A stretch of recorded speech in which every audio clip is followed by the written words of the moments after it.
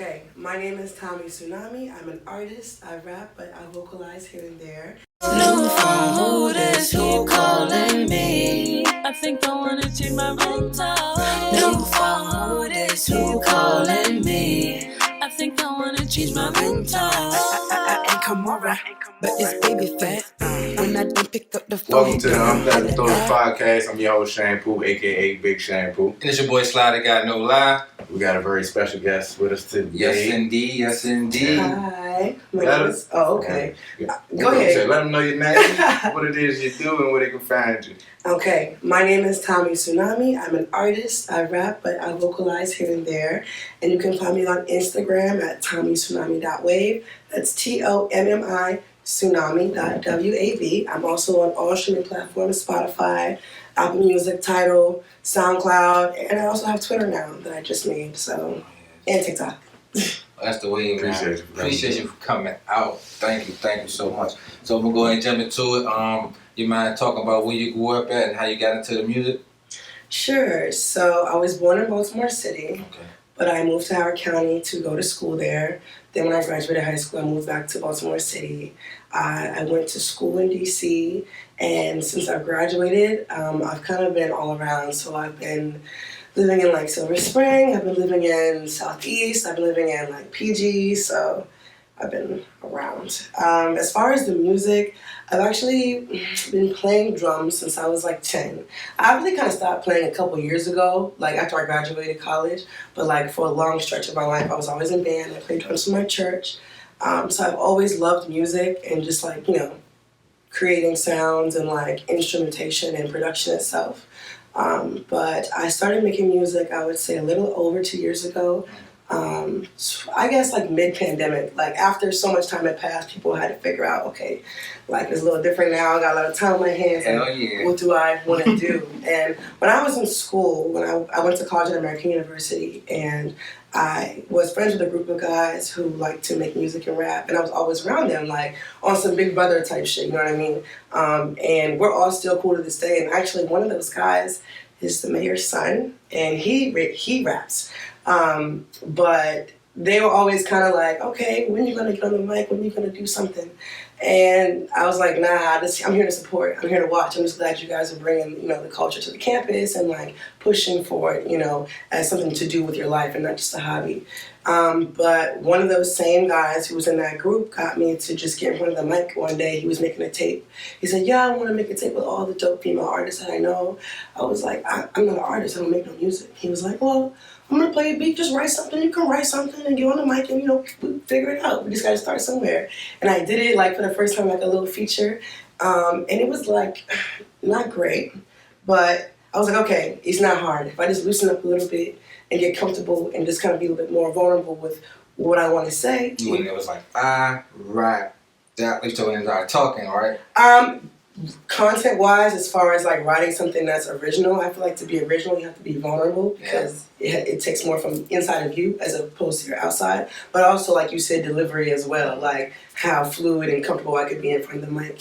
So I went back home and was like, okay, you know what? Let me just try to do this for real without somebody being in the room with me. I found a little beat on YouTube, wrote a song, I took it to him, I said, okay, it's my first song, I tried it, what do you think? And he was like, yeah, okay, now we're gonna keep going, this is good, like, you got it. Do you like that song? Do I like that song? Yeah, a lot of people don't like that first song. To be honest with you, I would like to redo it, but I wouldn't change words because it was about a relationship that I was in that I just got out of, and like, I feel like it has a different kind of feel to it. A lot of breakup songs are on the end of a spectrum of like, fuck you, you did me wrong, I never should have fucked with you, or, oh, I want you back, like it hurts me to know that we're not together. Mine was just like, look, we was counting up the change together. I was hoping you would change for better. Like that type of shit. Like, you know what I'm saying? That's how I opened the song, because like we went through a lot together and I wanted the best for you and us. It didn't work out. That's okay.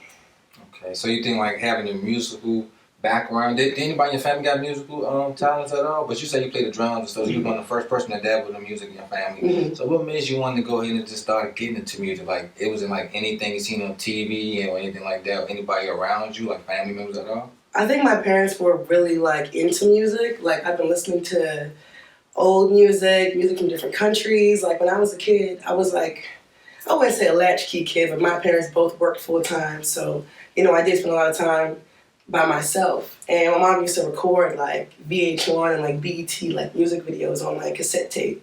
So when they wasn't home, I would literally like pop in the tape. We was old school. Like I was carrying around a cassette tape recorder, like Walkman in school, like middle school. So we kind of had it because it was different. We had the old stuff. So I used to watch like music videos and I don't know. They had like, my grandmother had a huge vinyl collection. Like she just passed last year and we have hundreds of vinyls. So music and just consuming like all of its versatility has always been a part of my upbringing. So they had that musical ear. You started hearing all different sounds and everything like that. Mm-hmm. So you say you started in the pandemic. Like a lot of people, I feel like everybody got that boom inspiration in the pandemic. It was like, it's either I'm going to swim or drown. So no matter if I work or work for myself. So that passion did like, you can see you had a surrounding of people who like supported you as well. So when you started taking it serious, like, did they like keep pushing you, like keep going, step it up some more? You could go harder than this. What I will say is that when people see that you are starting to pick something up or you have like potential or this inkling of spark in you, they're drawn to that and they want to be a part of molding that. But when you get your own mind and start to be able to make your own decisions or you have your own questions, it becomes a different dynamic. And so now the support that they have for you turns into animosity or they're threatened or they're like, okay, well, looks like you're doing fine. So I don't need to be... Congratulations. So I don't need to be as helpful and supportive since you seem to be doing so well. Mm-hmm. So there are definitely people who have been supportive from the very beginning, people who have always pushed me, people who have later on, I guess, after I hit a certain milestone, they see, okay, she really is doing it, let me hop on now type of thing. And there's people who I feel like was all for it when I needed them to be good, when I needed them to help me, show me the way. And then when I was like, okay, let me just do things on my own and figure it out for myself, that's when people kind of sometimes get a little, If you could put your musical style into words, how would you describe it? Into words, I would say it's eclectic. I would say it's raw. I would say it's melodic. I would say it's fun. So I like your voice on the track. Thank you. You got the voice. Like it's when you have a voice in rap, it's like nobody even steal your voice. So like even somebody try to steal your flow, drag your flow, it just be the voice of it. You got the energy. So like, how do you determine when you want to switch it up or hit the melodic? Because I didn't heard a couple of tracks so far. It's like, okay, she about to go in, and she like, all right, about to harmonize a little bit here with the track. Well, actually, I started working with him, I would say maybe 6 or 7 months ago. I'm not really sure, but he was able to give me the opportunity to explore my sounds more fully because, when you first starting out, first of all, it costs money to make music. I don't have a lot of time to experiment and feel it out. I heard the beat, I wrote it in the car, and now I'm in the studio and I got this 1 hour to lay this shit down in 30 minutes so I can fuck around for the rest. So it's like when you have somebody who lets you experiment and try new things and the sound is quality and you can articulate your desire for the sound and it becomes to fruition, it's like it really gets you out of your box. Like I have like Avril Lavigne sounding songs. I got all types of sounding songs where I get to just do whatever I want because I have the freedom to experiment. So once I take that time to experiment, I might be like, okay, I like how I did that right here. So then I will draw back to that. And it's almost like drawing back to a different skill and apply it. Like, okay, what can I do that's different on this beat? Like, how can I switch it up in a way that they don't expect? And like, that's like how I decide like where I'm gonna go with the song. I was like, oh shit, you switched it up. Speaking of, when you performing, do you have a favorite song to perform? And what is the song when you perform it, the crowd loves it the most? But it may not be the same song. Okay. The songs that people like the most, and now we're coming out with more and more new music, so I think that will change. But people really love this song I have called On My Way, and they love this song called Baby Gangsta. Those are like the first 2 or 3 songs that I had put out.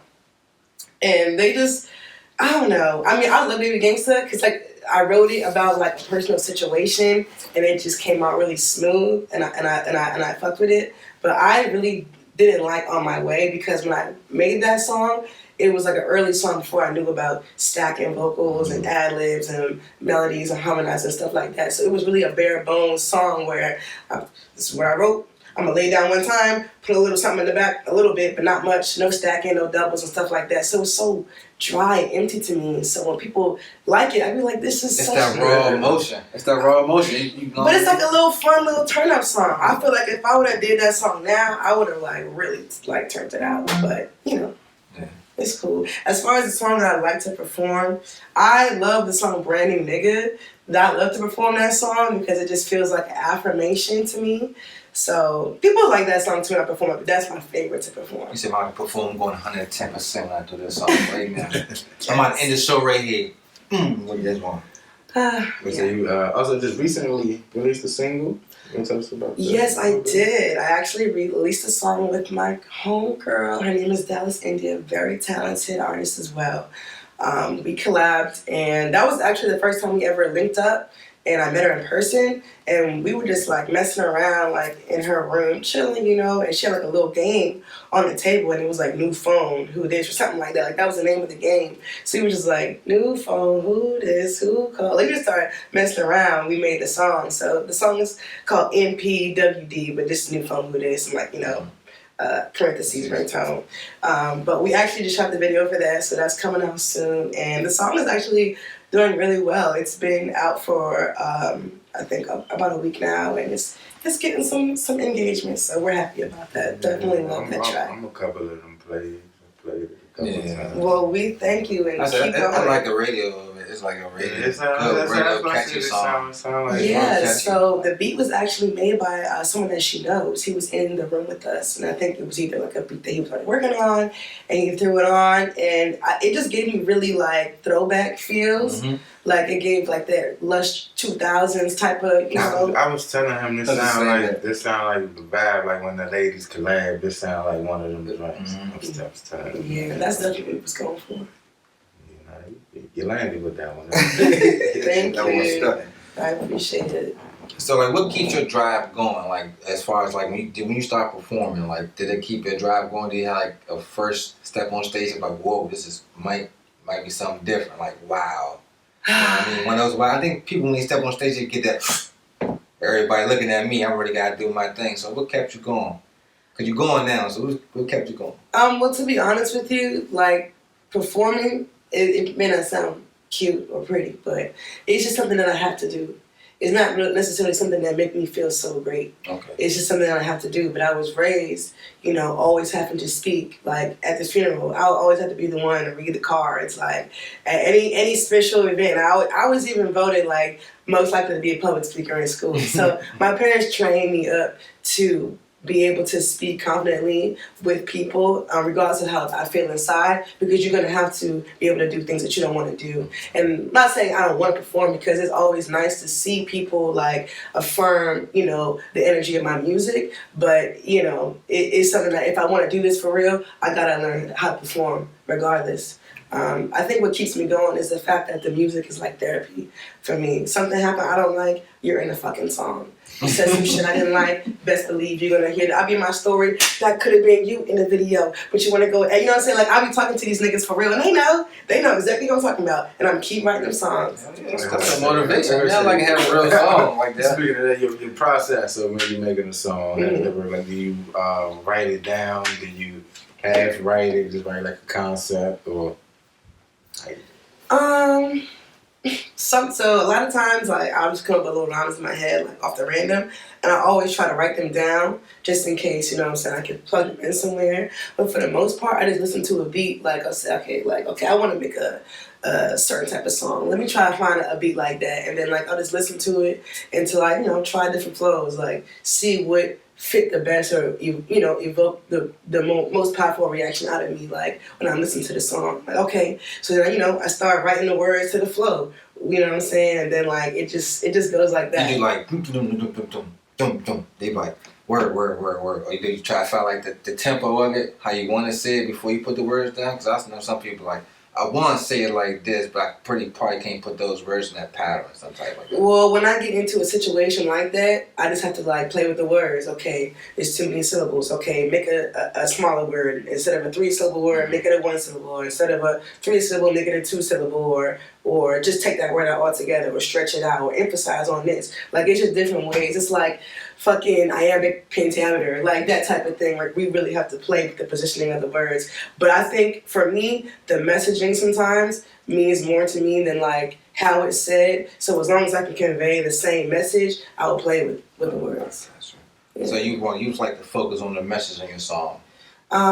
A little bit, I do. I do. Like, I like, at the end of the day, like, I'm still young. You know, I be doing dumb shit. You know what I'm saying? I live fast. I am. I don't think But that's just life. That's life. You know, we're human beings, and you know, we have our devices. But for the most part, I do want my music to have a message, because I feel like as a person, like, the biggest thing I can give somebody is my word. Like, once you misstep on your word, like, your value goes down. Like, your value as a human being and how you treat others and just having morals and common sense is like the most important thing, I feel. And so I want to, sometimes hint towards that or discuss things of that nature in my music. Alright, so do you feel like when you make your music, are you just like not gravitating toward the females, but is it cater toward the females? Like, cause to be honest, you got a lot of songs that talking your shit. You know what I mean? It's like, yeah, I think I have songs that both genders can relate to, because at the end of the day, like, yeah, of course I'm a woman. I'm gonna have songs that women can feel, but I talk about people, and people be on the same shit. And like, I feel like music's being real about life and a situation. And sometimes it's not about man or woman. It's just about, this is the situation. A lot of men can be like, yeah, like, I had a girl do me like that, so I could see where you're coming from. Hell yeah, I caught myself singing a couple of Mary J. Blige songs. Yeah, you know what exactly. I mean? I feel what I'm saying. You was a reverend secretary. Right. Yeah, I want all genders to be able to. Yeah, because when you make a powerful music, like I said, your voice is definitely in the mic. I'm like, damn, she got a voice like, okay, I gotta really listen to it now. But it's like, come on with my shit, you know what I mean? You really don't get that a lot, you know what I'm saying? Like you said, you're still young, living your life, and I feel your message because you're saying it's something personal within yourself, expressing. Like, so it's traveling. Have you ever traveled outside of the DMV area? Not really. I've actually been to Atlanta one time during the pandemic. I've been to New York a couple times, but didn't really get in the streets like I wanted to. I've been to Philly, but didn't really get in the streets like I wanted to. I'm actually going to be in LA next month, so I'm really excited about that. It's my first time on the West Coast. Oh, what's the flight? You said what was the flight? No, that's a flight. Oh, really? That's a pretty good place to be. Are you going to get in the streets when you get there? Okay, you're going to get in the streets this time. Absolutely. Do you have you ever tried to write any song? No, my friend had this. Are you writing any songs before you go over there? Like more West Coast vibe, you know what I'm saying? To try to, find an artist you probably feature with, like, I actually do have a little West Coast vibe song. And it's funny because, well, I won't get into that. But yes, I do have a song that I want to take over there and see what happens. Mm-hmm. Okay. Do you have that, like, for any other areas also, like, that you want to go to? I actually do. So one of my first songs I ever made was like I wouldn't say fake drill song, but it had that little like New York flow to it. But now that the drill music has evolved so much, the sound, like, I want to redo that song on a more fresher beat and see how that do. So yeah. I like what's that new stuff come on? Not new stuff. There's a new wave of beats like that. Ice Spice instrumental. Mm-hmm. The New Jersey pop sound. You know what I mean? It's like a Baltimore vibe too. It's more party vibe. I like that shit though. It gets people moving instead of just like. Right. You shooting people? I'm shooting people too. You just dance. It's a little bounce. It's a little bounce. It's a little bounce. Oh yeah. You have any musical inspirations? Yeah, musical. Yeah, Can you elaborate? People that might influence the music you make. Like, I might want to make a song. I want to make songs or sound similar to this person. Like, I like the type of music they make. That's what I want to be there. I don't know if I can say that they influence my sound, but I am inspired by what they do and like how their music makes me feel. and like how they're able to create that sound. I really fuck with Kilo, Letitia. I know she's local. I've been listening to her way before I ever thought about making music, and I just love how her sound is so fresh. She has bars, and it's like she doesn't rely on that low hanging fruit. Like what she does to capture an audience is very original. I really love her sound. I really love BK the Ruler. I don't know where she's from, but she's a female rapper, and her sound is very unique. Do y'all know? I don't know. Y'all give me. I'm trying to think. I think I heard the name before. Yeah, I think I heard the name before. I wouldn't say she's mainstream. That's Don't Play With It. Don't Play With It. No, definitely not. They're very different. She's very different. So you might have to do a little research for her. But she do have a fan base. But she's done songs with like she did a song with Rico. She did a song with Uno the Activist. Do you know who that is? I heard that. Okay, so that type of sound. I got you. Would you like to do like any songs with anybody named like in that just the area like this worldwide too? You know what I mean? Like I'd like to do any songs with anybody. Yeah, whoever want to do a song with me. yeah, definitely. You don't have like a couple artists like that you would want to work with? May not be on your list, but you'd be like, this song would sound nice with them, like a song you might have in mind already. I mean, I'm open. Like, I don't really, there's nobody that I'm thinking like, I need to get a feature with this person. I feel like the best music comes from people who organically want to create with you. Okay. So I can't even really, Are you like more focusing right now on just building your own sound, getting your own sound together too? Because I understand it's like good too. Like, like as far as what I've seen, like when Drake get on some people's songs, that person's sound just be gone out there. Be a hit, but I don't not hear nothing after that person. Some people don't sustain after that feature. You know what I mean? Yeah. So they gotta get washed. Yeah. It's good. It's a good come up, but sometimes exactly. But you don't want that feature to make you. And I agree. You gotta have your own. Gotta hold your own. When you're going to have a track with somebody too. Yeah, exactly. Yeah, I would agree. I just feel like the best music comes from people who really want to do the work of getting vulnerable and creating. Okay, so when collabing, is there a preference of like being in the same room with the person, or perhaps maybe sending the song? You know what? There are some collabs that I did where the person had an open verse and I like wrote and sent it back or recorded it, and then like we weren't really writing in the same room. But my two favorite features that I have were features that we were in the same space, listening to the beat together for the first time, and just kind of like, working off the energy in the room to create what the vibe of the song was going to be.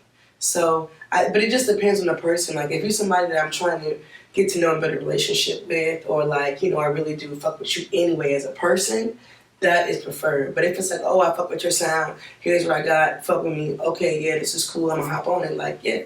So it really just depends. For me, I'm a very personal person. Like, so, you feel the energy. Like, yeah. You get the energy. Let me hear what you got a little bit. Okay, that's the topic we can stick on or something like that, you know what I'm saying? Yeah. Bounce off so it ain't too wild. Or, it's a nice beat. You did a whole completely different verse. I heard plenty of songs like that. Oh, you talking about something completely different. Yeah. Nah, that is the thing. That is definitely a thing. You can tell they weren't together. Yeah. Like, well, but I don't really agree with that either. It just depends, because if you send me an open verse and I heard what you was talking about, it's no way that my shit shouldn't make sense. Yeah, but I said some people do that. Now you're like, wow, I just like the beat. or some people might already have a verse and they might just fit.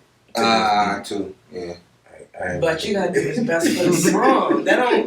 That's lazy. That ain't good. Yeah, I feel you. I don't know. Would you want to travel anywhere in particular? Like, got any top places you would love to go and perform at? I want to perform in Dubai for $24 million. Dubai? Like Beyonce did. Same. I don't have no songs, but I make one. Right. It's performing. I don't know. I feel like, for me, the best performance would be like an award show. I would love to perform on like an award show. Yeah. That's what I want to do. Would you do like a South by Southwest type festivals? People have been talking about that, and I didn't really understand what it was until now. And I think I would go down there and do something like that. It sounds like really, if you organize it the right way, it could be really fun. You get some more fans, and you actually get the network down there a lot too. It's just a little expensive. They're like taking what the DMV does and like maxing it times 30. Of course, they tell you paying for exposure. What are some places that you have performed already? I performed a couple places. I performed at Only Vibes yesterday. I performed at, this is actually my favorite performance, at Karma. There was a concert for Chateau Wale. I don't know if you guys are familiar with him. He's like a legendary Afrobeats artist. And I had did a song with an artist who was from this area. His name is Tazi. He's from Cameroon. We had a song together that we had did. And he invited me to perform that with him at Karma to open up for Chateau Wale. And that was like the largest crowd I think I've ever performed in front of. And it was the most fun like I had. That was cool. That's dope. Like, did you get to feel all that real energy? Like, I did because it's one thing, you know, to perform as an opener and not be known, you know. But then like I'm American, I'm not African, I'm not Caribbean. But I be in, you know, diaspora spaces. So, like, for me to come on and be this American girl on this song and rapping, it was cool. And to have them vibe with me and have that crowd participation was definitely, like, encouraging. definitely.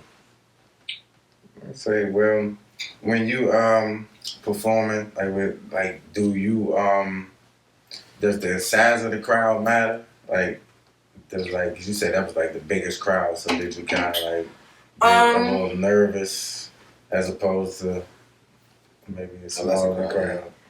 To be honest, it's harder to perform in front of a smaller crowd because it's like you have to really dig inside yourself to give them the show that they deserve. Like, at the end of the day, they're the ones that did come, they're the ones that did stay. So you can't be lazy. Perform in front of them just like you would if it was a sold out show. So I think those are the hardest because it's like less people and less distractions, they're gonna be extra focused on you. And it's just like, you know, you don't have the hype energy of, oh, everybody already fucking with me, it's gonna be easy. Like, nope, it's 5 niggas in the crowd, so don't blow it. Because you know, it's like they all go to see. Like, so I think those are the performances that really count the most because those are the people that's gonna keep coming because they're seeing how much you care, how much you value them, and how you take it serious. Like, I think it was my birthday 2021.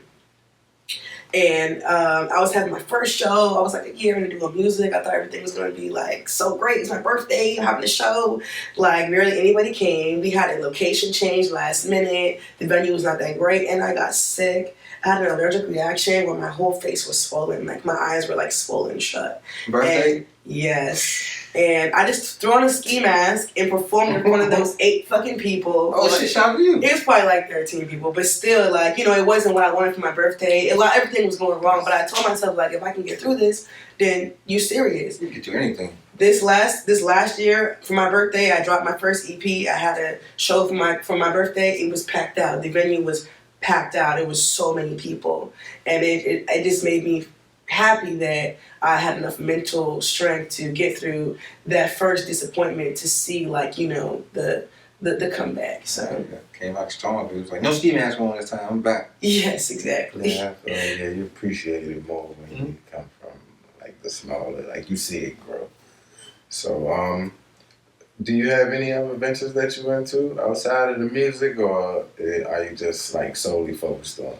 I work a lot. I actually spend a lot of time working in nightlife.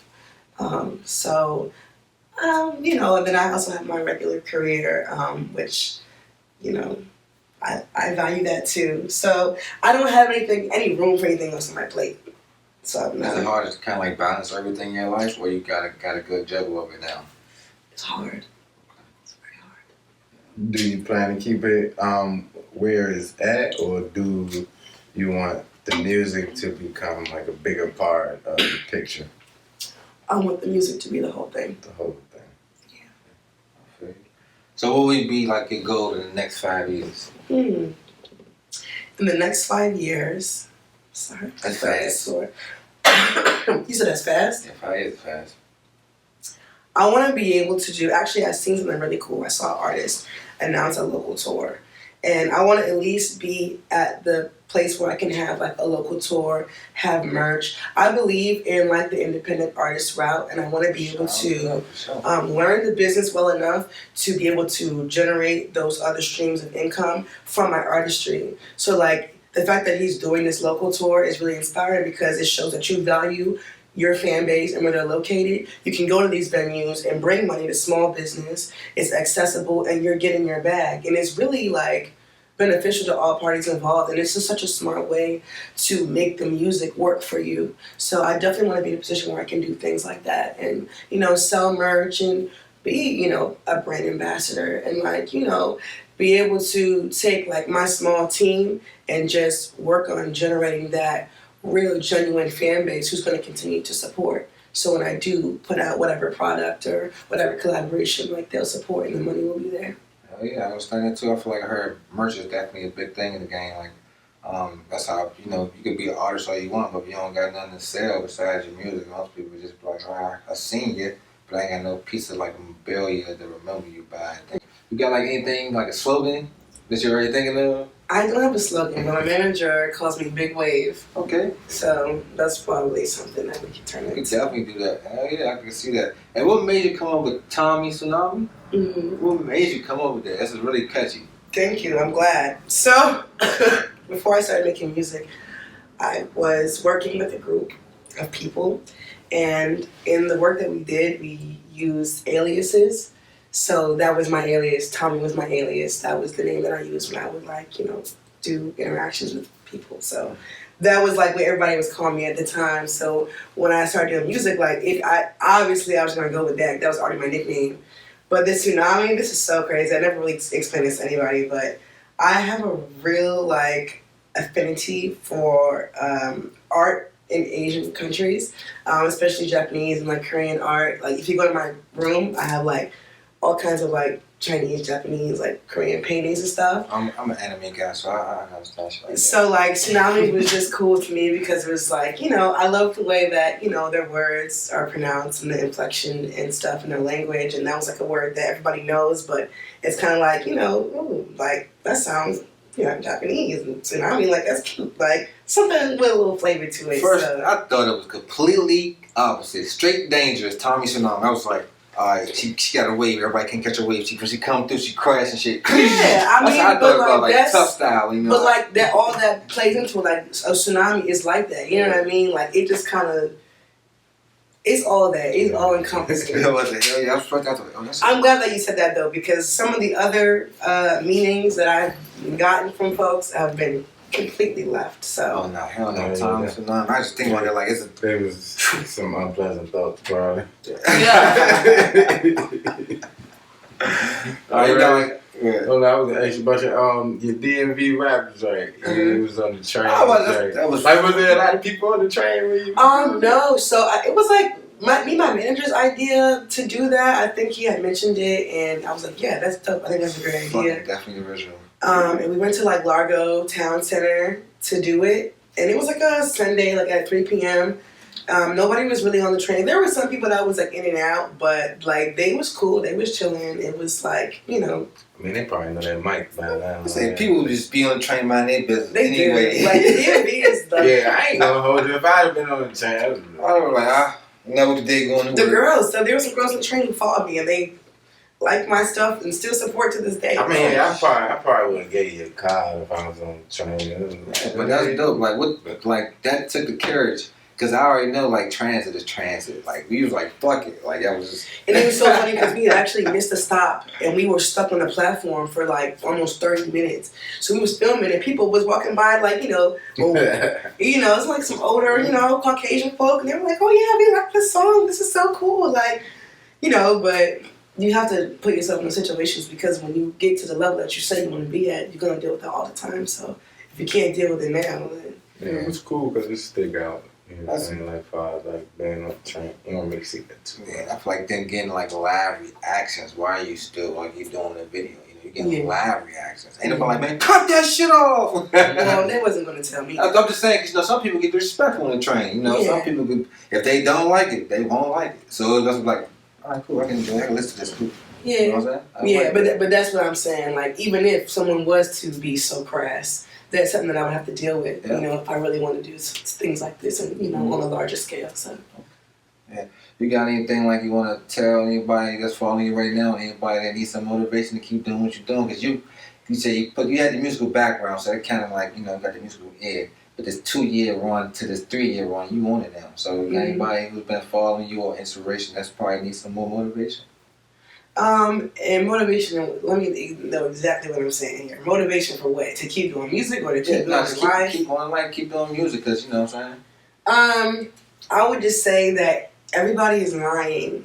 People out here acting like they got it like that. They don't have shit, but they want you to think that they do. And nobody's real about how complicated and difficult things really get. So don't waste time comparing yourself to others or being sad that you're not at a certain point yet, because there are people like, I saw a video of like Nicki Minaj like rapping on the steps, and they were like, yeah, she was a certain age in this video, and it's like, damn, like I thought she was popping since time. Like, no, like it takes time. There's all types of difficulties that people go through, and you don't know what people did to get what they have. And you might not be built like that. You may have a little bit more moral fiber in you that don't let you stoop to that level. So don't spend time worrying about how so-and-so got what they got. They might have did some crazy shit for that, or they might not even really have it, and it's really somebody else's, and they ain't just been caught yet. So just focus on you and do the best that you can, and don't wait on, you know, when things is going to be the right time, because it ain't never going to be the right time, and you're never going to be prepared for something that you never did before. You just got to do it, and just be surrounded by people who support you and love you when you can't do nothing for them,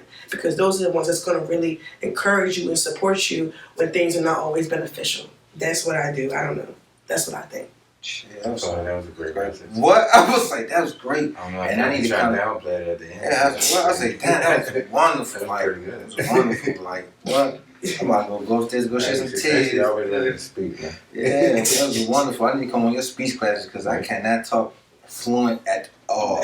You got anything coming out you want to tell the people about, or anything? Yes. So you know you got the new single, but anything else you got? Of course, please do continue to stream New Phone Who This with my girl Dallas, India. The video is coming out next month. And I have a single called Bella Hadid that I just dropped a snippet of. I performed it last night at Only Vibes, so go to my page. You can hear a little bit of that, but that's coming soon. And we have another project coming in the spring, so look out for that as well. And just follow your girl, keep up with me. Like, I love to perform, I love to talk, I love to just be seen and be around, like, you know what I mean? So that's it, whatever. Just look out, look at me. Don't need no reason. She coming like a tsunami. You know what I mean? You know, it's keep up with the wave, man. Yeah. Go ahead and tell me to follow you at one more time. Okay. You said Tommi Tsunami, right? Yes, you can follow me at TommiTsunami.wave on Instagram, Tommi Tsunami on Twitter, Tommi Tsunami 2000 on TikTok. I'm on SoundCloud, Apple Music, Spotify, Tidal, all that stuff. All right. It's Shampoo, aka Big Shampoo. This your boy Sly the Guy, no lie. It's on Pleasant Thoughts Podcast. And thank you so much, because it's been a hell of an interview. And you dropped some jewels. Thank you, that's right. Let's see the message, the platform, the message. Appreciate it. Yeah, thank you. Cool, thank you. And President George. Yes, sir.